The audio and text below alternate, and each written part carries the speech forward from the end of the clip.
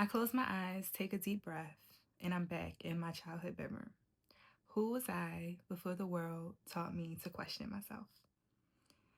The pink walls surround me, full of mirrors, positive affirmations, and photos of Mario that I ripped out of the latest Word Up magazine. A purple accent wall with RYEN painted in big pink letters. Glitter added inside the E because although I hated correcting people's pronunciation of those two syllables and how often they pointed out my boy name or the different spelling, I found the courage early on to embrace it anyway. Journals and diaries everywhere, grabbing one to write out a moment from my day, craving a safe space to land, even then.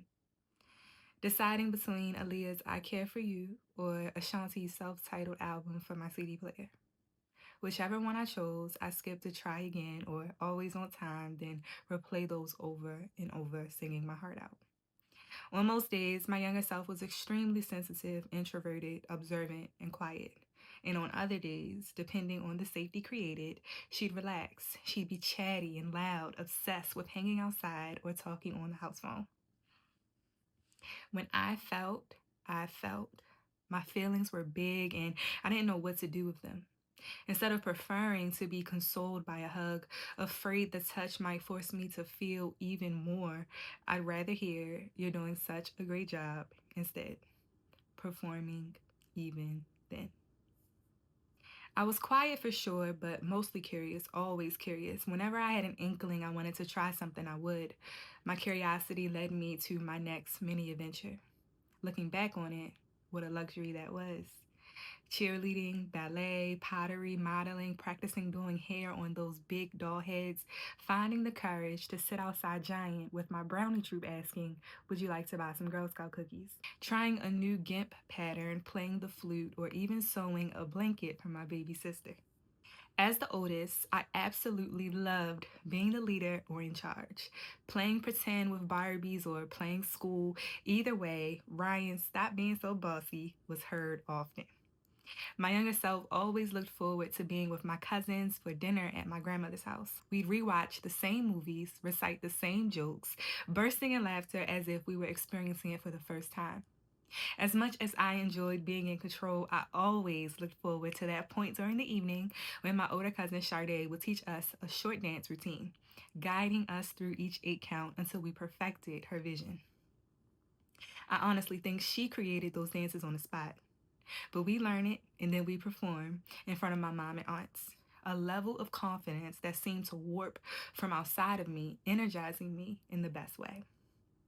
Some weekends were for decompressing. My mom, brother, and I would have a date to Blockbuster for us to pick out a movie, then to grab takeout for dinner. Some movie nights were for the whole family. Some were for us to get a movie that only we cared about and watch on our own. I couldn't wait to get my hands on Passport to Paris or Our Lips Are Sealed. Even if I'd seen it before, if I was watching alone, the comfort of knowing this movie was safe felt good to me. Then some weekends were for connecting. My mom would finally say yes when I'd ask if one of my girlfriends or cousins could sleep over. I'd plan out our night with games and activities, excited to yap the night away. Quiet first, then chatty, observant but silly, curious while anxious, craving adventure and scared of her shadow, fearful yet fearless. I always feared something would happen to my family or me. The thought alone would immediately make me sob. Anytime I walk into a room where the local news was on, I would cry.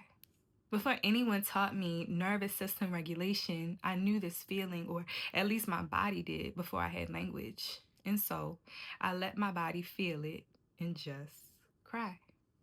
I knew I needed something in the midst of those big feelings, my mother's arms, a comfort toy, or going to watch Power Rangers with my brother. Even while fearful, so many big moments of my life stemmed from following my curiosity and being fearless. In 5th grade, I walked down the hall and saw a poster that said How to Thrive After Your Parents' Divorce, counseling sessions after school. I grabbed the flyer immediately, curious. I took it home to my mom that evening, asking if I could go. She met me with resistance at first. She'd reinforced that she and my dad divorced before I could remember and assured me I was fine. But from the persistent worry and the way tension spiraled through my body, I knew I wasn't. Even though my father was present during birthdays, holidays, and when needed, I still grieved him. I begged to go to that counseling class. There was something deep inside of me that felt that my parents' divorce was a huge part of my story. I trusted myself. I wasn't crazy. I was ready to feel out loud, even though the people around me tried their best to skip past it.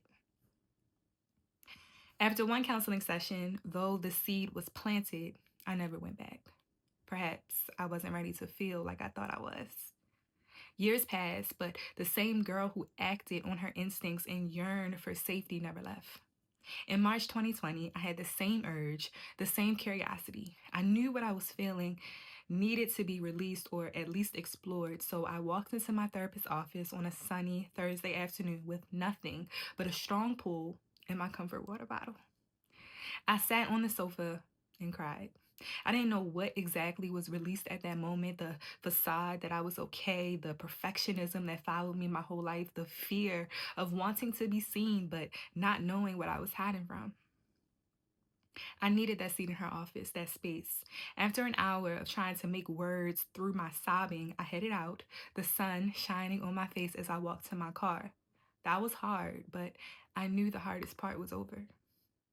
I was curious what would happen if I kept coming back.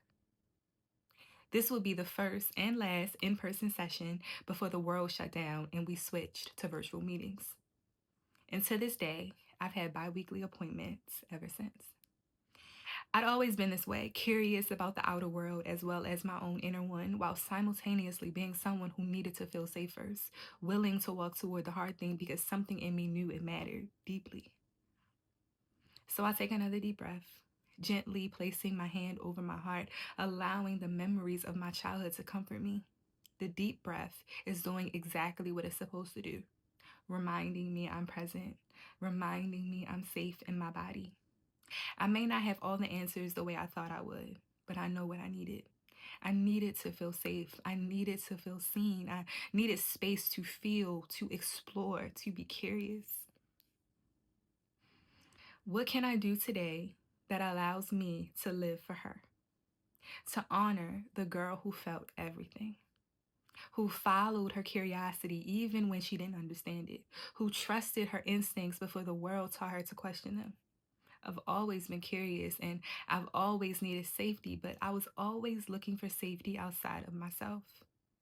I send my younger self a big hug and I give her exactly what she needs, exactly what I need. For me to see her, for me to see me, to know me, to love me.